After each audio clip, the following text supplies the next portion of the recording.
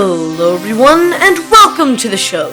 My name is the Hybrid Fox, and today I'm going to talk about the Shrill.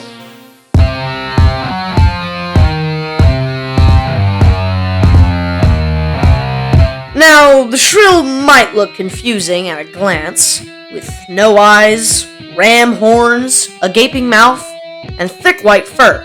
But today, I will explain all of these things, starting with its lack of eyes. So in order to navigate its environment without eyes, it uses echolocation, which is a form of navigation used by bats. Echolocation is when an animal makes a sound wave that bounces off an object or landscape for the animal to hear, giving a full readout of its environment to its brain.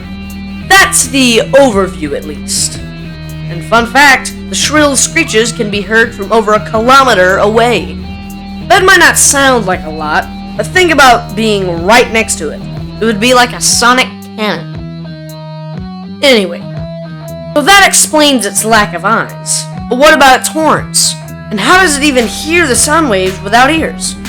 Well, believe it or not, these two things are linked. There are small holes in the shrill's horns that the sound waves can enter, and they loop around in the spiral shape of the horn, amplifying the sound right into the eardrum. But these horns have another purpose. Shrills bash into each other to get mates, and looking at their skeleton, we can see that they don't have ribs, and instead are all skull, except for their tailed vertebrae, of course. Their horns aren't always like a ram's either. Some species have horns that go straight up. Also, to make sure that nothing else but sound enters the horn, there are small flaps of skin that block snow and other particles from entering the horn. Which leads me into our third point, its gaping mouth. You see, on the Frozen Plateau, liquid water is hard to find, but the Shrill has found a way. The Shrill keeps its mouth wide open at all times to catch snowflakes that melt and give the Shrill the water it requires.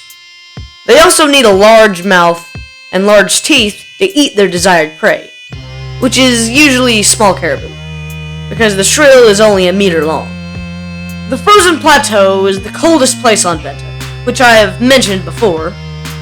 So to stay warm, the Shrill has thick fur and fat coverage, along with few nerve endings. Thanks for watching, and don't forget to like, subscribe, and ring that notification bell to be notified for when new information about Bennta is shared. And share this video with your friends to let more people know about Bennta. Bye!